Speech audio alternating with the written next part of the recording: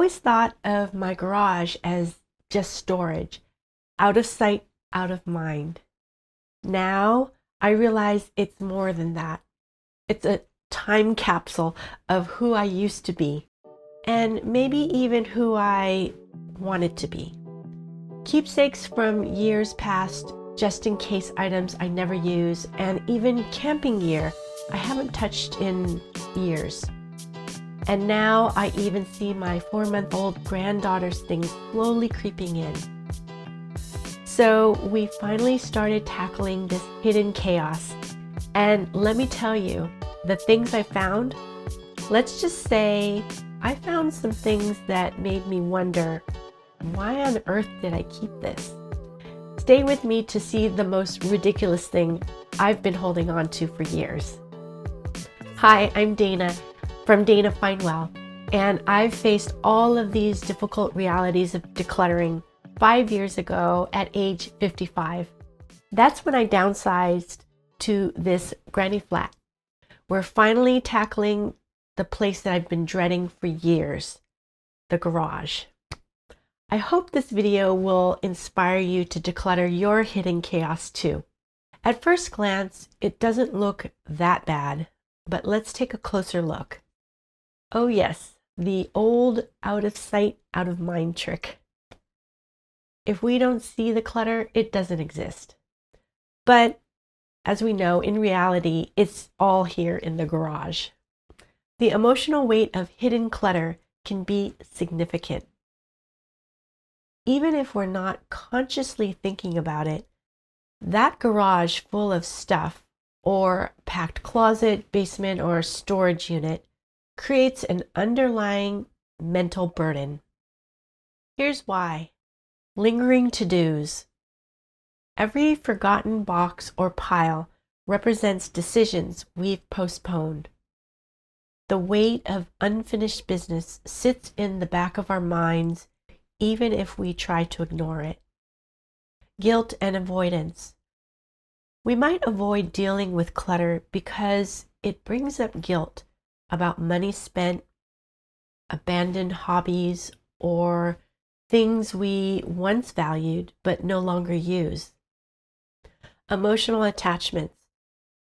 So some of our items hold like deep sentimental value, and it almost feels like we might be betraying our memories by letting go of them. But we have to remember that our memories are not actually in the objects. Identity and change.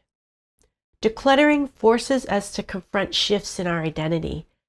So my camping gear, tennis rackets, and boogie boards, those might symbolize versions of a past me, and it's hard to let that go.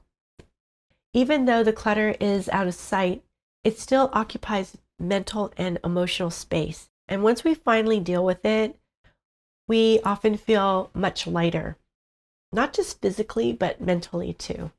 Okay, Kelsey, Justin, and I have gone through and got rid of some trash and a whole carload of stuff to donate, which is great.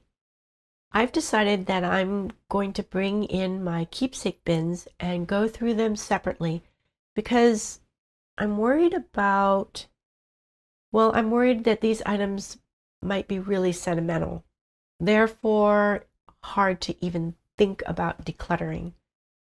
But I want to just check through them because as time goes by, we change and we go through different stages in our lives. Also, when I packed away these items, my mom had just passed. So enough time has passed where I can see if certain items still hold the same weight as they once did.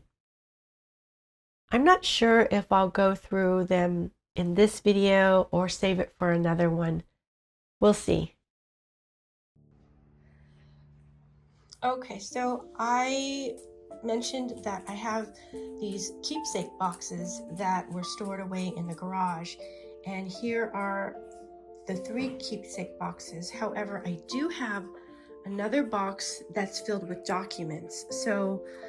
And then I actually have this folder of my younger daughter's some of her old elementary school artwork. I think probably even preschool as well.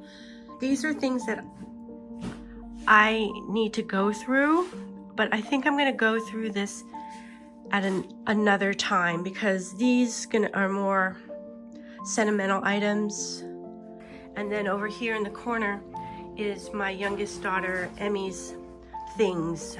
So she has been storing her things over at our house. So she moved to Santa Barbara. She went to college there and she's still there. And so I'm trying to figure out from her when she wants this stuff back. I think she's going to be visiting again in a couple of weeks, so I'm hoping that she can go through her things and decide whether she wants to keep them or donate them. Sven, what's up, buddy? Huh? Is this just too much excitement for you? You're not ready to part ways with some of this clutter? Dustin, is this your pepper spray? Huh? Is this your pepper spray?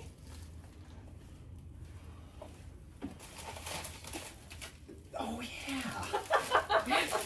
This is for my self-defense. Stop. Why we hold on to things. Decluttering isn't just about getting rid of stuff. It's about confronting our past, our identity, or even our fears about the future. We find ourselves hanging on to a lot of sentimental keepsakes, and oftentimes we don't even really care about the item. We just struggle to let go because we think the items are tied to memories. We also hold on to just in case clutter. We fear getting rid of these things because we might need it later. And then there's the fantasy self items. These things we keep for a version of ourselves that doesn't quite exist anymore. But many of us struggle decluttering items that cost us a lot of money. Even if we were to sell it, not getting back what we paid for is depressing. But if we think about how our needs change over time, this really could help us let go without guilt or sadness. Then I was gonna say, and then we have a shit ton of other stuff. But you're like, oh, never mind. I don't think so, Kelsey. I don't think my 2 chairs are the only. Oh, 3. 3 chairs. How our needs change over time. The things that once served us may not fit our lives anymore, and that's okay. The shift from adventure gear to practical storage. Examples are all of my sports gear versus my granddaughter's baby items. Realizing that space is valuable and keeping things that no longer serve us only creates stress. A helpful analogy is that each item is renting a parking spot. Every day costs you so much because they're taking up physical and mental space. And if you're actually renting storage for these items, they are also costing you money.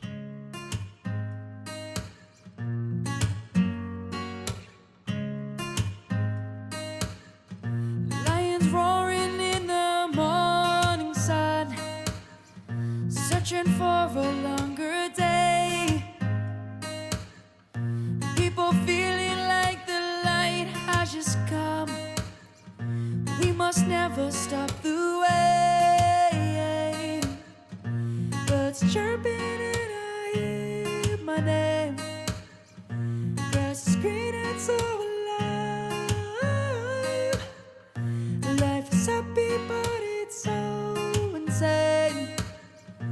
We must merely make a strive.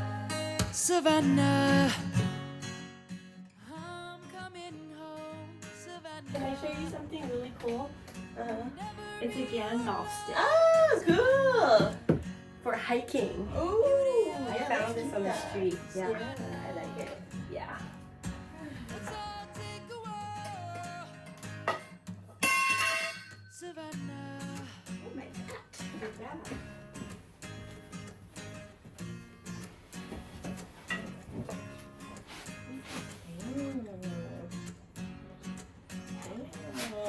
Hey, this. Take a look at my bat. You. My sweet bat. Oh. How about this? Just begun, yeah, yeah. We will always take a stand for the people, for the land. Let's go back to when we were young. For the animals we stand. Let's go back to when trees were swung. What helped me let go? What actually helps me declutter?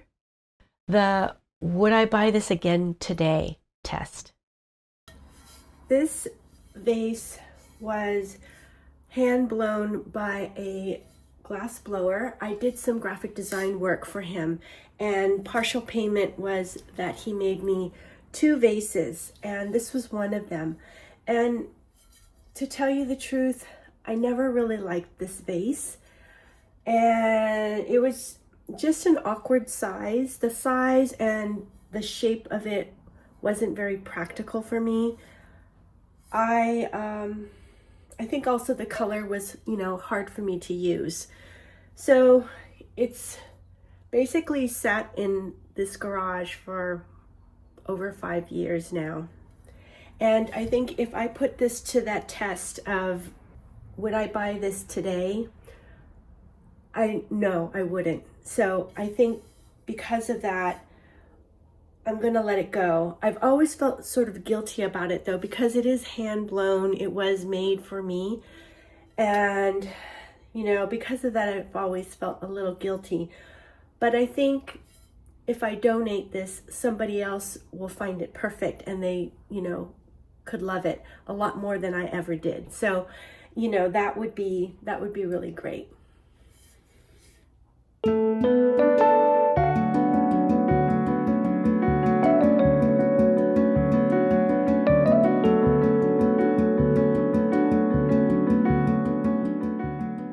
Also, reminding ourselves we are not our stuff.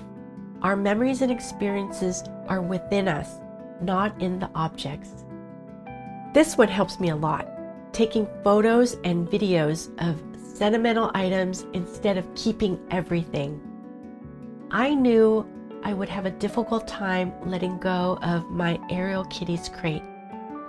Okay, so I wanted to say goodbye to Ariel's carrier, and I picked this up at a garage sale, and I believe it said my name is Opie, and I was able to turn Opie into Ariel's name. This also had this flower clip on it, and I managed to take it off. So we don't need any more cat carriers. We have enough here, and I'm not planning on getting another cat. And if I ever do change my mind, I can always get another carrier. So I'm gonna go ahead and say goodbye to this little carrier. And I still hold Ariel's memory. Her memory's not in this carrier. I'm gonna carry her memory with me wherever I go. The rollerblade revelation. And then I found these, my old rollerblades, sitting in the garage, covered in dust and what is that? Cobwebs? Ugh. Clearly, these have not seen action in what, decades? But for some reason, I kept them. I even thought for a minute that maybe one day I could go rollerblading with my granddaughter. But then I imagined myself falling and breaking my hip. No more fantasy self. I'm not that person anymore. After days of sorting, reminiscing, and decision making, the garage finally feels lighter. It's not any prettier, but it's more functional and realistic with who I am today. We've donated a ton of stuff, and we've scheduled a bulky item pickup with our city as well. And the rollerblades? Gone. Someone picked them up. Because at 60, I'd rather declutter than break a hip. So tell me, what's the most ridiculous thing you've been holding on to? Let me know in the comments. If you're looking for some inspiration about decluttering, frugal living, or even starting over, check out my playlist. Thanks so much for watching. I hope you find wellness today and every day. See you next time.